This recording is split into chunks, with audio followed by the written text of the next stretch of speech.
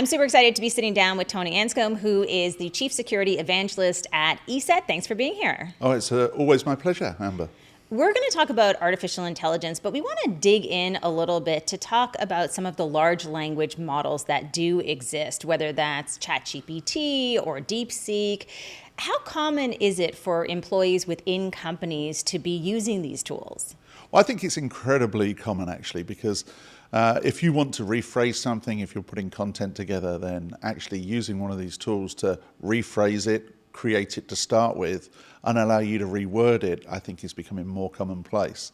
It puts the structure, the bones of content together for a lot of people. How risky is it for a business to have their employees using some of these tools that perhaps may have not been approved by the company? Well, we have to remember that these tools are public and they're learning from the questions that maybe you're uploading from them as well. So now imagine if I ask it a question about, can you rephrase this email I'm about to send AmberMac? Yeah, and suddenly I've already added a piece of personal information in there because I've put AmberMac and maybe your email address, or there's some other content in there that's personal. Suddenly I'm adding that into a public domain system. So if somebody else then comes along and asks a question later on about AmberMac, is the content I uploaded being used to answer their question? So suddenly the personal information I was holding about you from my company may well be entering the public domain. We know that this is fairly common in terms of employees using some of these tools, but what does a company do to avoid issues that may come from some of the employees accessing some of these tools that aren't necessarily approved? Well, as a company, the best thing to do is actually limit the access to it, but also train the employees to make them understand that there are times to use it and times not to use it. So make sure they understand the limitations. You don't want to be putting customer sensitive data in it, product sensitive data, copyrighted, or anything that's intellectually belonging to the company shouldn't be uploaded. But if you want to rephrase, if you've got an abstract for a conference or something like that, and you want to rephrase it, get it in great grammar, then go ahead. Use one of those tools to maybe rephrase it. So it's really training is one piece of it, but you touched on something else that I think a lot of companies are forgetting, which is having AI policies in place. How important is that right now? Oh, that's super important, because if you don't have the policies in place, what will happen is employees will start going off and using not just one of these tools, they'll start using various, and then you'll have different offices using different tools, and it will actually be much harder to bring the policy together. So it's actually better to have the policy up front and get people using it the way you want to use it and in a secure and private fashion so that you're controlling it. So really it's two parts. So having the policy in place and having training around usage. But really actually there's a third part too, because you could build your own. Well, I think a lot of companies are going down that path because there's this new technology. They've seen how it works because we can engage with it. That's the exciting part, isn't it? Now, if you've got anything where you've got customer support or customer questions coming in, and you can put up a system that in effect gives self-help to those customers or automates part of that process, that's a good thing. But of course you need the data to train those models, and that's where the caution should really step in. You need to understand what you're doing. This is not as easy as, well, I'll just give it all my data and suddenly somebody can come along and ask a question. What data? How good was the data? Did the data have any personal information? Was there any company sensitive information in it? So you have to be really cautious about how you're training these models. So let's say, hypothetically speaking, although I know there are real world examples of this, a company has not done that. They have not been careful about managing what data is being collected. What is the risk? You're a cybersecurity expert. What problems could arise? Well, unfortunately, there's quite a lot of problems. I mean, firstly, on the privacy front. So if I took all of the conversations that a customer support person has had online, in one of those web systems over time and uploaded that into the model, there may well be personal information. People may have given the customer support person their phone number or their email address. Now, asking those questions, somebody coming along on a public system and asking those questions, potentially they could surface that personal information, and suddenly that's a data breach. because you're then disclosing other customers' information.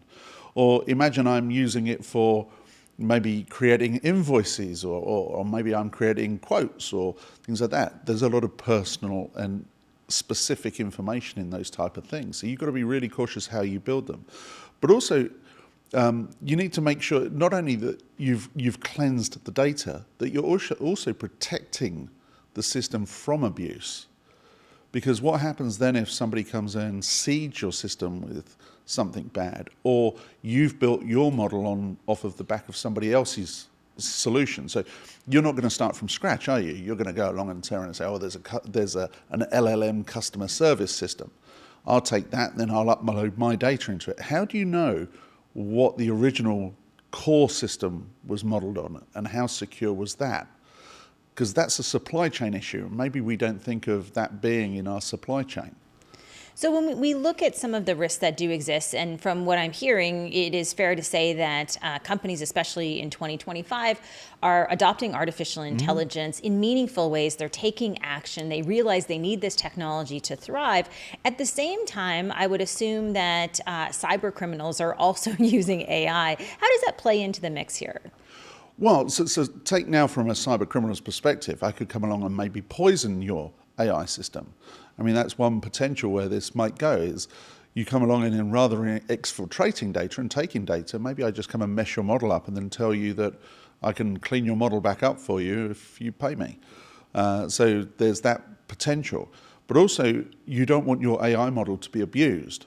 So if you, for example, are a software, a software creation company providing software tools, you don't want somebody to come along to that model and turn and say, can you create me a piece of malware, or create me something that looks for vulnerabilities in browsers?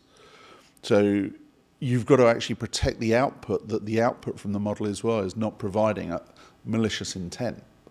How can a company possibly keep up with both the opportunities that exist and the threats that exist? Because things are moving so quickly right now. It's very difficult. It's like whack-a-mole in some ways. But as technology moves that fast, we have to keep up. I think the thing that I'd stress is make sure you've got somebody in the organisation that is experienced with it and actually understands it. This is not a project you throw at your IT team and say, can I have this by next Friday? Because it's unlikely you've got the right skill sets in that IT team. So actually go out and get an expert in AI who understands how to secure the system, how to limit the access to the system, etc. And there are other considerations in there. What I define as fairly standard security considerations. You put up a customer service system using an AI LLM in that way, then a cyber criminal will come along and create a denial of service attack against it. And suddenly it goes offline and your business stops. So you have to protect these assets in the same way you've protected other assets previously.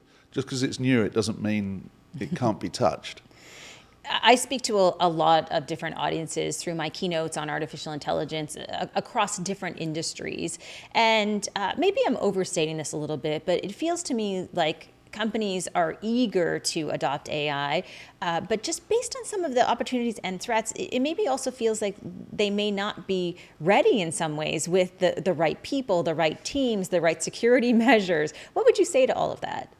Well, firstly, as a company, I think everybody should be thinking about how they could use AI, if they haven't done already, because there are significant benefits in using some of these automated systems. You take the mundane parts of your business and automate those. You leave the employees actually doing the interesting stuff. So there are benefits to it. That does raise the question, of course, of what does that do to somebody's job if it replaces them? Well, typically, I don't think people are being replaced. I think they just get more interesting things to do. But companies need to really think about what it is they want to achieve. It's not about saying, yes, we're using AI, putting the AI badge on the website. It's what was the actual outcome, and making sure that what you do gives you that outcome and is done in a secure and sensible fashion, responsible fashion. ESET does a lot of work in this space. So for people who want more information, where's the best place for them to go and also to follow you? Well, as a cybersecurity company, we've been using AI for a number of years, actually. The late 90s was our first venture into the AI using neural networks in some of our back-end systems. So we've got a long experience here. So we've written a number of white papers that would be interesting for people to read on how to secure AI systems and where we think the AI evolution is going. So you can find that on welivesecurity.com.